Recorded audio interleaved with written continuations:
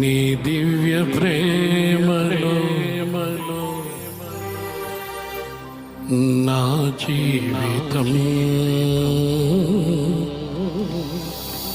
పరిమళించెనే.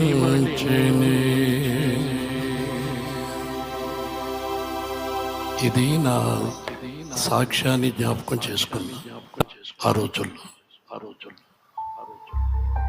నా శరీరంలో భయంకరమైనటువంటి దుర్వాసన.